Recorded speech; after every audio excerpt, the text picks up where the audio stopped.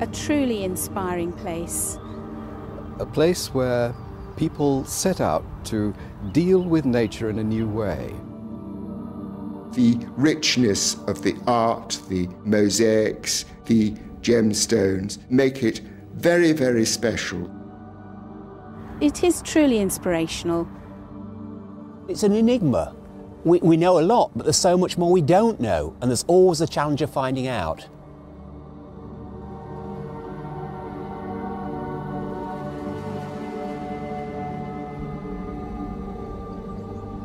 Welcome to Fishbourne Roman Palace, one of Britain's most important Roman sites. The remains of this impressive building, with its fine mosaic floors, are a reminder of the wealth and extravagance of the Roman Empire. They also give us an insight into the lives of the people who lived here. Our understanding of the palace comes from the excavations of the site in recent years by Sussex Archaeological Society staff, and especially through the pioneering work in the 1960s of the eminent archaeologist Professor Barry Cunliffe. The site was first found in 1960 when a workman was using a JCB to dig a big trench right across the field to lay a water main.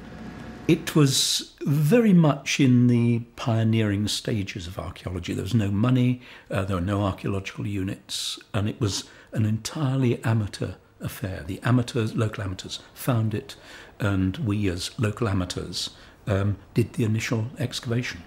Some of the summers we had up to 100 volunteers a day, which was quite a lot. Once we actually peaked at 120. The most amazing time was right at the end of the first season's excavation, when we were just finishing. It literally was the last day. And I wanted to find out what was in, as it were, the next room of the north wing, which we had got a bit of. And I got people to put down a little narrow trial trench. It was 2 feet wide, which would have gone through the centre of the room. And what they found just below the plough soil was the dolphin mosaic. In fact, the trench went exactly through the middle of the dolphin mosaic. And we just stood there on the grass looking down at this mosaic, a whole trench filled with mosaic, thinking, this can't be true. This is absolutely amazing. It was very important for us to give the site a high profile because its future was unassured at that stage. In fact, it was quite possible it was going to be sold for development, housing development. But what we managed to do right at the beginning was to get Ivan Margery interested. Ivan Margery was a local archaeologist, or local amateur archaeologist, who was very wealthy. And as soon as he saw the quality of what was there, he decided to buy the site and to put up the money for the cover building, which is now there and which we all enjoy. The excavations that have taken place to date allow us a glimpse back in time to what life would have been like in the palace's heyday. This was a huge and impressive building, especially by the standards of the time, with more than 100 rooms. It was much more than a family home. It was an administrative and political centre and a bold statement of wealth and authority. Whoever lived in Fishbourne Palace had power and influence. David Rudkin, director of the palace for almost 30 years, will show you around. This part of Britain would have appeared very different when the palace was built, around about AD 75, about 30 years after the Roman invasion and almost 2,000 years ago. There would have been more farmland, but far fewer houses, and those would have been round, with thatched roofs, set in small groups among the fields. The people would mostly be farmers, raising livestock and tilling the fields.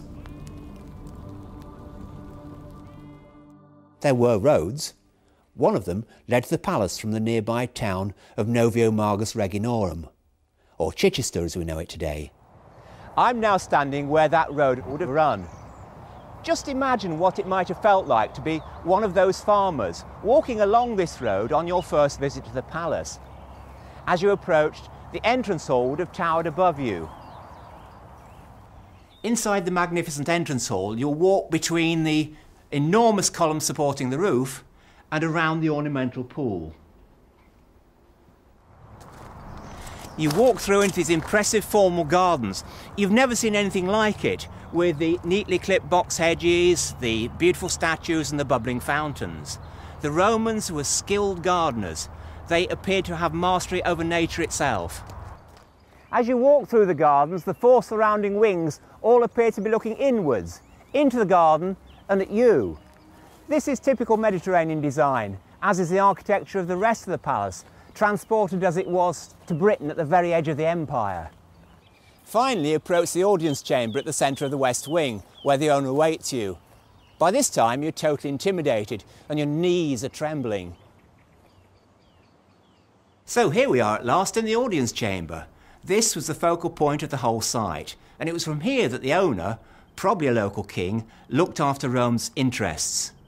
He would have been visited by all sorts of people from all sorts of places, and you were one of them. We know most about the north wing of the palace, because it hasn't been as badly damaged by ploughing as the other three wings. Here are 2 or 3 luxurious suites of rooms, perhaps for an extended family or for very important visitors. This large room, approached up a flight of steps from its own courtyard, was almost certainly a dining room. But other rooms would have been used for a whole range of activities, perhaps as a bedroom at night and an office by day, because for the Romans, the home was also the workplace. The extended family at the palace would probably have included grandparents, brothers, sisters and cousins, children and slaves.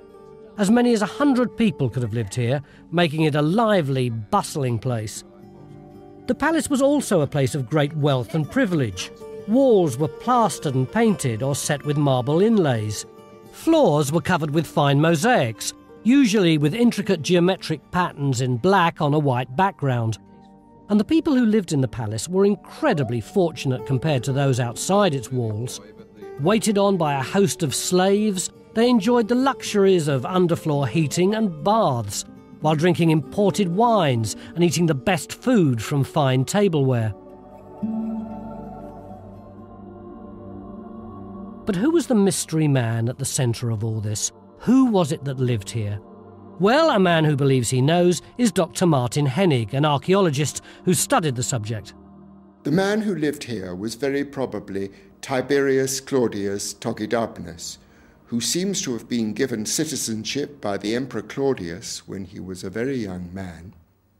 And when he came over to Britain, replaced the then ruler, a man called Verica, and became one of the most powerful people in southern Britain throughout much of the 1st century AD. The bust in the museum is that of a young man, a youth, and it's very probably the young Togidabnus himself. It would have been carved around 40 AD, and he would have brought it with him to Britain, and it would have been one of his most prized possessions throughout his very long reign. He was called Great King in Britain on an inscription set up in nearby Chichester. He very probably later in his reign not only greatly enlarged this palace, but also was responsible for other great projects, including the building of the Temple of Sulis Minerva at Bath. I see Togidabnus as being a very genial man, somebody I very much warm to, who was taking part in a great adventure, liberating his country from its enemies, and who must have revelled in the fact that he had given his people a much better life. There was no conquest here. This was a case of Britons seeing themselves as Romans, acting as Romans, and living like Romans.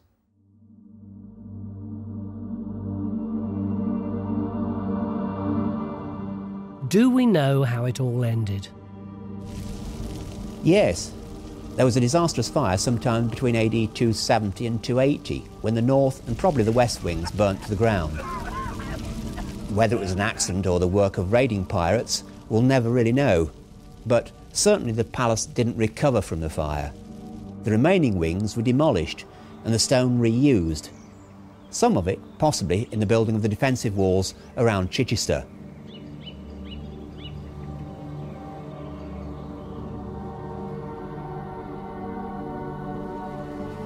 A century or two later, the site was used for burial of the dead. 4 graves were found during the excavations dug into the palace remains. Later still, the land was being ploughed, and plough marks can still be seen cutting into one of the mosaic floors. Finally, the land was given over to pasture, and sheep peacefully grazed above the sleeping remains of the palace until that momentous day in 1960 when the water company dug their trench.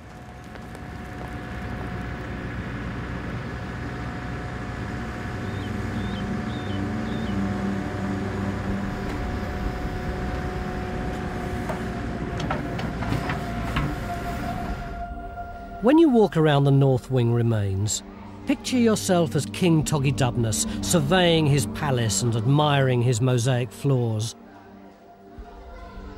But also enjoy the later mosaics, such as the Cupid on a dolphin, which he didn't live to see.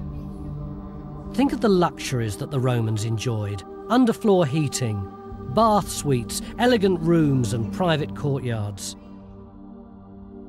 In the museum, imagine how the archaeologists felt as they uncovered each artefact and used it to piece together the Fishbourne story. Wander through the remarkable formal garden, replanted to its original plan as discovered during the 1960s excavations. In the plant display area, see the types of plants that may have grown in the original palace gardens, many of which were imported from elsewhere in the Roman Empire. In the Roman garden, listen to our rather depressed Roman gardener telling you more about the gardens.